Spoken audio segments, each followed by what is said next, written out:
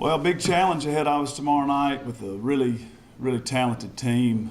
I think probably the most talented team we've seen in a while. We've certainly played some teams with talented players, but top to bottom, this is a very talented basketball team Texas A&M brings to Memorial Coliseum. So we will have to play extremely hard and execute well. I think we'll have to be really sharp and focused tomorrow night because they definitely present a big challenge. So I would just really implore the fans to come out tomorrow night and pack Memorial. It would be a big, big help to us.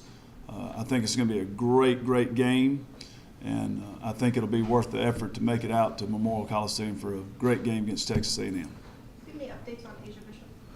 Asia's looking at probably 3 or 4 games out, crack in her wrist, very small crack, so it could have been worse. She is good with her the blow to the head was not a major concussion or anything, so that was good news. She's in a splint right now, and we're looking at 10 to 14 days. So that's probably going to be about 3 or 4 games. And she can shoot during this time. She can do some cardio, and so we'll just focus on trying to help her get better as a shooter and make this time as beneficial as it can be. But she will not be available for 3 or 4 games. It's her non-shooting, right? Her left? It is. It's her left wrist. Do you look at Texas A&M in any way as a model for maybe you all, because they're not Baylor, they're not Connecticut, they're not Tennessee, but yet they were able to win the title? I have looked at their program as a model in many ways. I just think it's incredible what Coach Blair has done there. And if you think about where they were, I think before they got there, they had recently gone winless in the conference. They had never, they were 0-16 one year. And so Coach Blair is one of the best coaches around, and he's done an unbelievable job there. And I don't think a lot of people expected it. So that is very inspirational to everyone who's in a program that maybe is not one of the traditional powers. So that was very inspirational.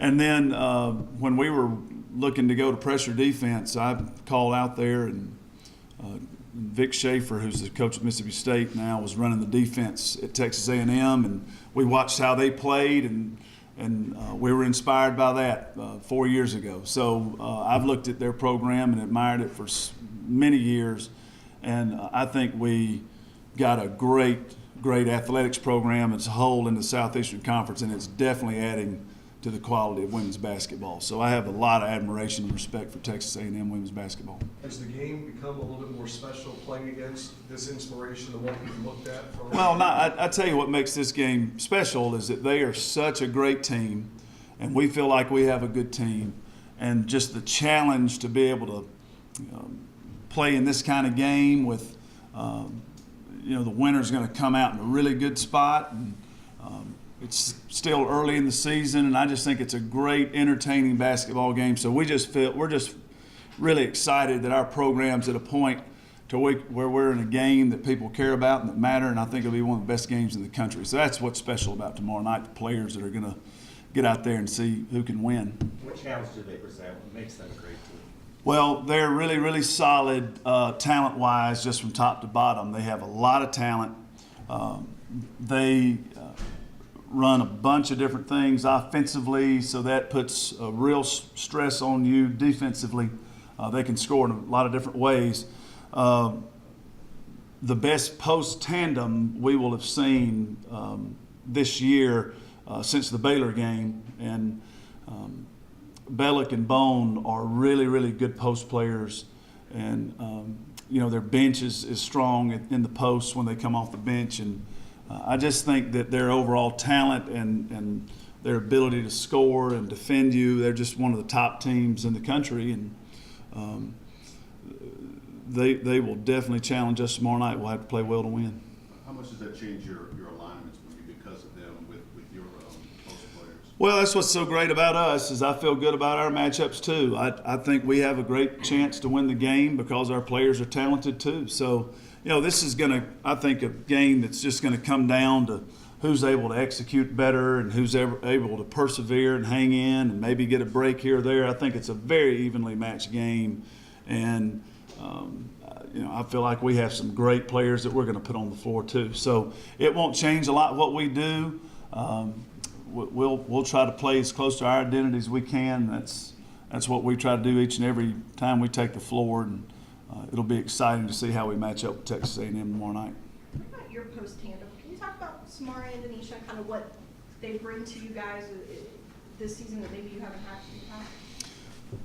Well, I think that you see two really talented offensive players who are hustling on defense, and who maybe earlier in their careers there was a knock on them that they were just offensive players and they weren't very good defensive players. And you see Samari leading our team in steals and rebounding, and Denisha is really giving great effort on the defensive end.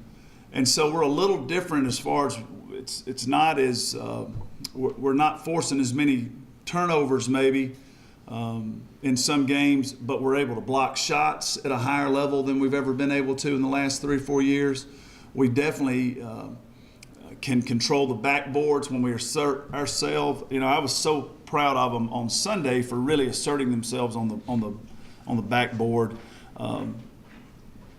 When they're motivated and really in tune with what's going on, they can be real tough rebounding. So we can finish possessions with the rebound where we used to kind of rely on maybe turning somebody over. So they've made us a little different, a little bit bigger presence in the lane. And so I still think we're playing good defense. But then you go to the other end of the floor, and they're just really, really tough to guard, and they're playing well together, and they like each other, and they care about each other, and they have a strong connection. And I see them, really encouraging each other. So those kind of things really help you as you think about a team sport like basketball. I just think having players that care about each other is really, really important. And those two kids are playing well together right now. They seem to have sort of opposite personalities. Maybe they're not very similar, but they seem to kind of play off one another in kind of an interesting way. Well, their games are a little bit different. I'm trying to get both of them to play with a lot of power, but Samari's probably a little bit more power around the basket, and Denisha certainly can be, but she can step out a little bit better, and so it's a good complement for each other. Their personalities are off the court are sort of similar. They both have good sense of humor and good positive outlook, and so I think it's one of the real fortunate things in our program's development the last couple of years for those two kids to come to Kentucky, and I'm really grateful they're here. Coach Blair, who was at Arkansas and remembers the 40 minutes of hell, said that that's pretty much what his team is expecting this week or tomorrow, I guess. Is that what you guys would like to give them, I guess? Yeah, absolutely. Do you want the up-tempo, crazy? Well, we're going to play a full-court game defensively. We're still playing a full-court game. We're just not trapping as much as we have in the past. But we're still going to try to make them catch it as close to the baseline as they can and work for 90 feet or so to get the ball to the basket. So, yeah, we'll definitely try to get that done. And that's just one of the things that our players have paid the price to be able to do. That's something we need to do. We need to play with a lot of energy. The one thing I think our team's doing a great job of is making it giving people heck on offense coming back at you. So, the tempo is really tough.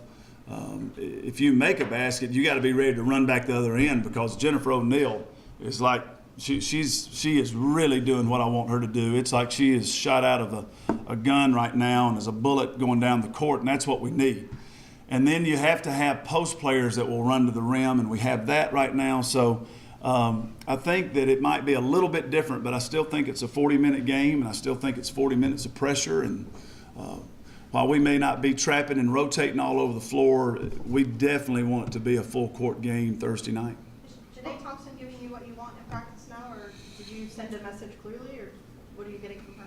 I don't. It's too soon to tell if the message has been sent clearly. I will evaluate that over a series of practices, but it's not a complicated set of circumstances we have here. We just need great focus and effort and desire in practice, and there's no way I can know you're going to do that in a game. So it really starts there. So it's too soon to tell. We've just had one practice since Sunday, and I will be encouraging her to practice hard today, and we'll see what messages have been received. How helpful was it to have that Florida game to open up the conference? I mean, things like they did, like say with some of the long inbounds passes. I mean, what things did you learn from that you feel like can help you in a game like this? Well, I think the first conference game against a quality opponent like Florida always helps you kind of measure where you are. For me, anyway, I don't know how everybody else is, but there's just always still just a bit of uncertainty. I have so much respect for the conference and how people play and the quality of athletes and players in this league and the quality of coaching, that first one I'm always a bit apprehensive to, are we really ready? Are we ready to step up when the games matter most? So it was very helpful to play a tough game and to perform well and beat an opponent when they're playing extremely well. And we certainly made some mistakes, but we did a lot of good things. So that was a great game for us and a very valuable win. And we always are trying to work in our press to make you catch it as close to the baseline as possible. So anytime they throw it over our heads and go shoot a layup, that's an opportunity to learn and get better, and that's something we don't want to do. So when you're exposed to that and that happens, it gives you a chance to go back and practice that, and the players to redouble their efforts to make sure that doesn't happen. But those were some things that were valuable in the Florida game. Do you have a chance to break your record, 31 straight home wins? It would be a new program record. What would that mean to you to get that and against a team like this, I guess? The biggest thing, the most important thing that a win tomorrow night would be that we have beaten a really good team. And so for this team, that's what tomorrow night's about, and go 3-0 in the conference and just, beat a team we have great respect for. I will be thrilled if we can win it. The winning streak would be something we would look back on at a later time. That would be something if we ran it out through the end of the year that we'd be very excited about. But the thing that would be so exciting about tomorrow night would just be if we can find a way to beat Texas A&M, it will mean we have beaten a very good team. So that's what I'd be most excited about. I am really, I'll just say this, I'm really proud of every player that's worked so hard to create that. 30 games in a row over 3 seasons is hard to achieve, so I really have respect for our players for the effort that they've put in. I really have respect for all the fans. It's been thousands of people have come in there and been a part of that. So we want it to go on as long as it can. We'd love for it to go on forever. It probably won't, but we're sure going to try like heck to extend it one more night at least. My last question is about Kelsey Bone and just what kind of matchup problems does she present for you guys? Well, she presents a lot of problems for whoever she's playing because she's so talented and so big and just really long arms and great presence in the paint and a very good shooter around the basket and just does a great job using her body to get position on you so she can score, and good rebounder and just piling up tremendous statistics. So physically just so imposing, and they do a great job of playing around her and helping her get open and get the ball. So the matchup I'm most concerned with is on the perimeter because one-on-one, if you played a bunch of one-on-one games, maybe Griner would beat her, but if you played one-on-one with Kelsey Bone, she'd beat a lot of people, I can tell you that. So we have to really do a good job of trying to make sure that they can't find her as often as they would like. They're going to find her some. She's just a really good player. But the post defense, the onus is on the guards to really do a good job tomorrow night to try to keep the ball out of the paint. At home court, I think you lost maybe 2 out of your last 6 or something like that. And having been all over the SEC, what are your feelings on the home court you have as far as where it is in the SEC? I mean, you got to figure Tennessee's probably the best, but where do you think your home court is from what you've seen? I think our home court's the best home court in SEC just because of how passionate our fans are, and how our fans were turning out before we had any kind of streak like this. That's why I respect our fans so much. We were getting great crowds when we were 16-16, and quite frankly, I didn't enjoy watching us play very much, and we'd still have 4,000 or 5,000 people come out and watch us play. So to me, it's the best because they just love Kentucky and they love women's basketball, and it is really an honor and a privilege to go out there and play and coach. And that's why we try to work so hard in the summer and in the off season to prepare ourselves, and why we try to communicate to the players how special it is, because these folks really work hard to